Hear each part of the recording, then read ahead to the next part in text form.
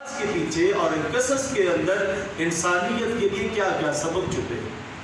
اب کیا ہوا کہ جب جھگڑا شروع ہو گیا اس وقت پھر یہ طے پایا کہ دونوں ایک نظر مانیں گے، اور ابتدا میں ایسا ہوتا کہ جب کوئی نظر مانتا تھا اس کی نظر اسی وقت آسمان سے کوئی چیز آتی اس کو نگل لیتی، اب جس کی نظر قبول ہو جاتی اس کو اسی وقت پتہ چل جاتا، اور جس کی نظر ریجیکٹ ہو جاتی، رد ہو جاتی رب کی بارگاہ سے، تو رب اب اس کے لیے یہ بڑی پریشانی کا اور بڑے دکھ کا سبب ہوتا ہے۔ اب اس سے پہلی چیز یہ ثابت ہوتی ہے کہ جب جس کی قربانی قبول ہو جاتی ہے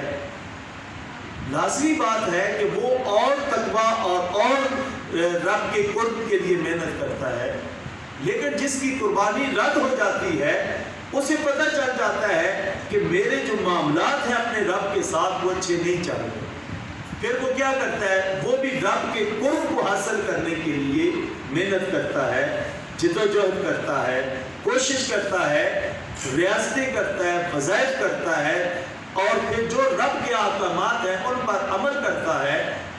اب کیا ہوتا ہے کہ پھر جب وہ نظر مانتا ہے اگر اس کی نظر قبول ہو جاتی ہے تو سمجھ لو کہ اس درمیان میں، اس سارے عرصے میں،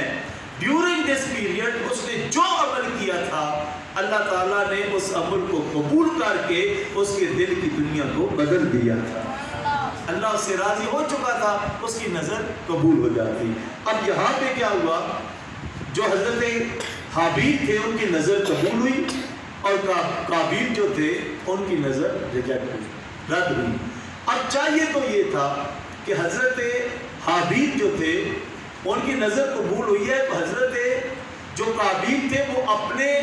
اعمال پہ غور و فکر کرتے،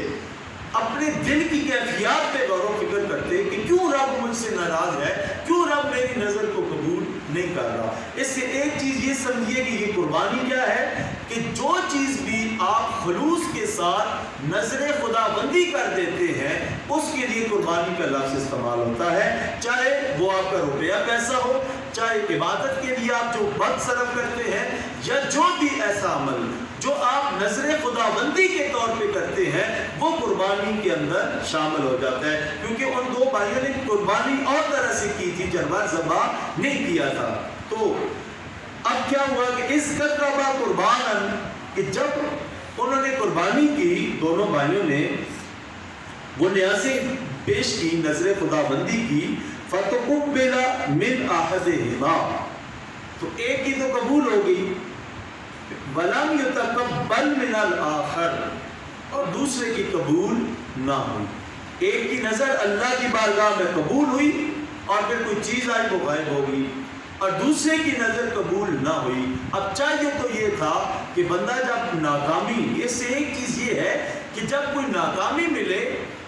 تو صرف اگلے بندے کو ذمہ دار نہیں ٹھہرانا چاہیے، یہ نہیں کہہ دینا چاہیے کہ فلاں کی وجہ سے یہ ہو گیا ہے، فلاں کی بری نظر کی وجہ سے یہ ہو گیا ہے، یا وہ میری کوئی تائی ہے وہ نہیں چاہتی، یا میرا کوئی رشتہ دار ہے وہ نہیں چاہتا جس کی وجہ سے میرا تو سارا کام بن کے بگڑ گیا ہے اس کی وجہ سے، بلکہ ایسا نہیں سوچنا چاہیے، بلکہ غور کرنا چاہیے کہ میرے اندر کہیں کوئی خرابی تو نہیں ہے، اگر کوئی خرابی اپنے اندر ہے اس خرابی کو دور کرے، اللہ تبارک و تعالیٰ کا قرب مل جائے گا۔ تو اب یہاں پہ بھی یہی ہوا کہ قابیل جو تھے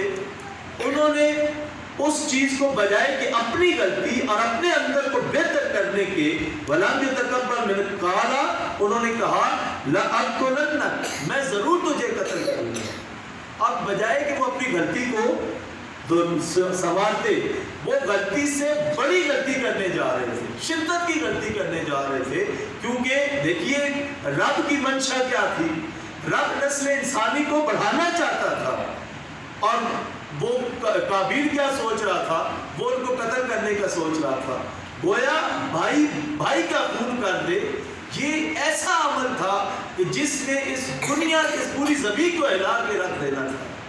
اب اس بھائی نے بڑے خوبصورت انداز سے سمجھانے کی کوشش کی جو حضرت حابیل تھے، انہوں نے کہا کہ بجائے کہ تم ایک غلطی کو، اپنی کوتاہیوں کو، اپنے گناہوں کو ان پر پردہ ڈالنے اور ان کو سدھارنے کی بجائے تم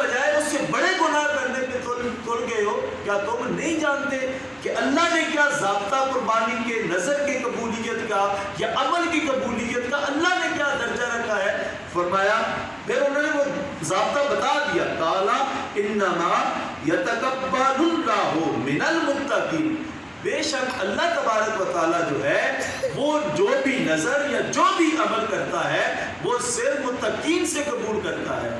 گویا بجائے کہ اپنے ظلم کو چھپانے کے لیے مزید ظلم کرو اور اپنی پچھلی دنیا کے گناہوں کو آگے لے کے جانے کی بجائے اپنے اعمال پہ غور کرو، تقویٰ اختیار کرو، اپنے دل میں اللہ کا ڈر پیدا کرو گے، تم اللہ سے جو سوال کرو گے اللہ تمہارے سوال کو پورا فرمائے گا۔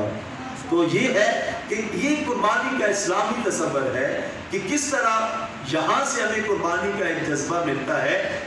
کہ اللہ کے لیے جو بھی چیز قربان کی جائے، چاہے وہ جانور کی صورت نہ ہو، پیسوں کی صورت نہ ہو، یا کوئی بھی نیک عمل جو ہے، آپ مسجد میں آتے ہیں، قرآن پاک لے کے بیٹھتے ہیں، سیکھتے ہیں، کوئی بھی نیک عمل ہوگا تو وہ اللہ کی بارگاہ میں قبول ہوگا۔ پھر دوسرا جو